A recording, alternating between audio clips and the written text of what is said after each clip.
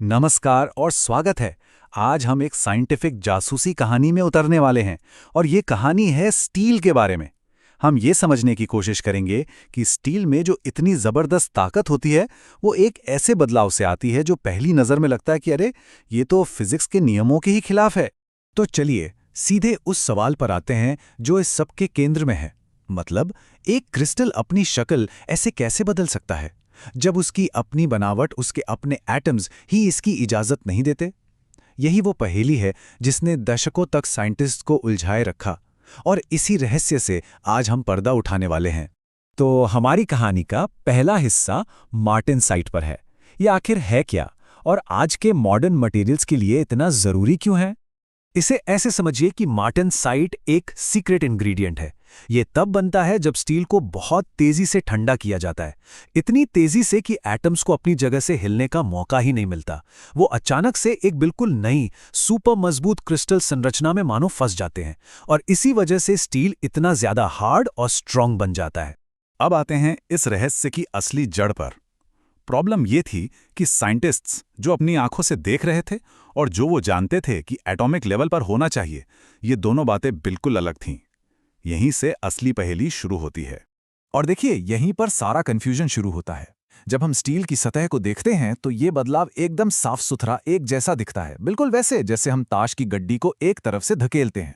अगर सतह पर कोई खरोच भी हो तो वो बस मुड़ जाती है, टूटती नहीं। लेकिन असल में एटॉमिक लेवल पर एक बहुत ही उलझा हुआ फेरबदल हो रहा होता है। एटम्स को अपनी पूरी की पूरी अरेंजमेंट बदलनी पड़ती है, फेस सेंटर्ड क्यूबिक यानी एफसीसी से बॉडी सेंटर्ड क्यूबिक बीसीसी में। अब ये दोनों बातें जो हम देख रहे हैं और जो असल में हो रहा है, एक दूसरे से मेल ही नहीं खाती।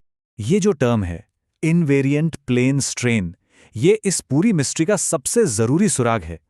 इसका सीधा सा मतलब है कि बदलाव के दौरान एक प्लेन या एक सतह ऐसी होती है जो न तो खिंचती है न घूमती है, वो जैसी की तैसी रहती है। और यही वो ऑब्जर्वेशन थी जो किसी भी पुरानी थ्योरी से समझाई नहीं जा पा रही थी। तो चलिए अब इन्वेस्टिगेशन के दौर में चलते हैं। शुरुआती थ्योरीज ने इस पहेली को सुलझाने की कोशिश तो की, लेकिन वो कामयाब नहीं हो सकी, जिससे ये राज और भी गहराता चला गया।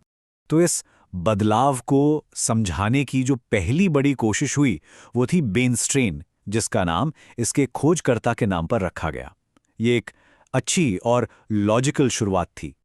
बेन मॉडल का आइडिया बहुत सीधा था। इसमें कहा गया कि आप ऑस्टेनाइट के 2 यूनिट सेल को एक साथ इमेजिन करें, फिर उसे एक तरफ से दबाएं और बाकी 2 तरफ से खींचें और बस आपको मार्टेनसाइट का स्ट्रक्चर मिल जाएगा। सुनने में तो काफी लॉजिकल लगता है ना? लेकिन यहीं पर यह थियरी फेल हो गई। इसे ऐसे सोचिए, बेन स्ट्रेन एक गोल बॉल को खींचकर अंडे जैसा बना देता है। इस प्रोसेस में पूरा क्रिस्टल ही घूम जाता है। नतीजा, कोई भी एक प्लेन ऐसा नहीं बचता जो बदला ना हो। और ये हमारी सबसे बड़ी ऑब्जर्वेशन इनवेरिएंट प्लेन स्ट्रेन के एकदम खिलाफ था।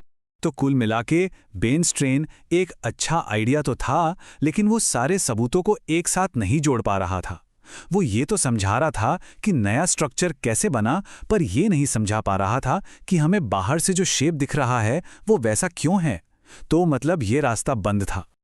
और अब आता है हमारी कहानी का क्लाइमैक्स, वो बेहतरीन थ्योरी जिसने आखिरकार मार्टेनसाइट के रहस्य को एक बहुत ही शानदार तरीके से सुलझा दिया। लेकिन हाँ, ये कामयाबी रातों रात नहीं मिली। देखिए, प्रॉब्लम सामने आई 1924 में और उसका सही जवाब मिला लगभग 30 साल बाद 1953 में। और फिर उस जवाब को पक्का करने में और भी वक्त लगा जब पावरफुल माइक्रोस्कोप्स आए। तो इस नई थ्योरी का पहला स्टेप ये था कि हमें ये मानना होगा कि हम जो शेप में बदलाव देख रहे हैं, वो जो ताश की गड्डी वाला झुकाव है, वो सच है। दिक्कत बस ये है कि सिर्फ इस एक झुकाव से सही एटॉमिक स्ट्रक्चर नहीं बन सकता। अच्छा, तो स्ट्रक्चर को ठीक करने के लिए थ्योरी ने एक दूसरे छिपे हुए झुकाव का आइडिया दिया। ये दूसरा झुकाव एटम्स को तो उनकी सही जगह पर ले आता है, लेकिन अब ये बाहर वाले ओवरऑल शेप को बिगाड़ देता है। तो हम फिर से वहीं आ गए और यहीं पर इस थ्योरी की असली खूबसूरती सामने आती है। देखिए, ये जो दूसरा वाला शेयर है ना, ये एक झटके में नहीं होता। ये असल में माइक्रोस्कोपिक लेवल पर होता है, छोटे छोटे बैंड्स में जो एक दूसरे की उल्टी दिशा में होते हैं। एक बैंड इधर तो दूसरा उधर। तो होता क्या है कि ये एक दूसरे के असर को कैंसिल कर देते हैं। मतलब बाहर से देखने पर कोई बदलाव नहीं दिखता, शेप बिल्कुल परफेक्ट रहता है। और अंदर अंदर क्रिस्टल स्ट्रक्चर भी बिल्कुल सही हो जाता है। कमाल है ना? और बस इस एक आइडिया ने सब कुछ सुलझा दिया। इस थ्योरी ने उन सारे उल्टे सीधे सबूतों को एक साथ जोड़ दिया जिन्होंने साइंटिस्ट्स को इतने सालों तक परेशान किया था। सही शेप, सही स्ट्रक्चर और यहां तक कि वो अजीब से एंगल्स भी, सब कुछ एकदम फिट बैठ गया। तो ये सब थ्योरी असल दुनिया में कैसे काम आती है? चलिए देखते हैं कि इस गहरी समझ से हम कैसे कमाल के गुण वाले नए मटेरियल्स बना सकते हैं। आमतौर पर जब स्टील को ठंडा किया जाता है तो ऑस्टेनाइट के गोल दाने मार्टेनसाइट की बड़ी बड़ी प्लेट्स में बदल जाते हैं। इससे स्टील मजबूत तो हो जाता है पर थोड़ा नाजुक, मतलब ब्रिटल भी हो जाता है, आसानी से टूट सकता है। लेकिन अब इस थ्योरी को समझते हुए इंजीनियर्स एक स्मार्ट तरीका अपनाते हैं। वो बदलाव से पहले ही ऑस्टेनाइट के दानों को मैकेनिकली चपटा कर देते हैं, जैसे पैनकेक बनाते हैं। इसका नतीजा मार्टेनसाइट की एक बहुत ही बारीक और कॉम्प्लेक्स संरचना बनती है, जिसमें हजारों अलग अलग ओरिएंटेशंस होते हैं। और इसका नतीजा तो वाकई हैरान करने वाला है। इस नई समझ से हम ताकत और टफनेस के पुराने ट्रेड ऑफ्स को तोड़ पाते हैं। अब हमें दोनों का बेस्ट मिलता है, जबरदस्त मजबूती और साथ में जबरदस्त टफनेस भी। बस एक अंदाजा देने के लिए, इस प्रोसेस से जो स्टील बनता है उसकी ताकत 2 गीगापास्कल तक पहुंच सकती है। ये वाकई बहुत बहुत ज्यादा मजबूत है, जो दिखाता है कि इस साइंस का असल में कितना बड़ा फायदा है।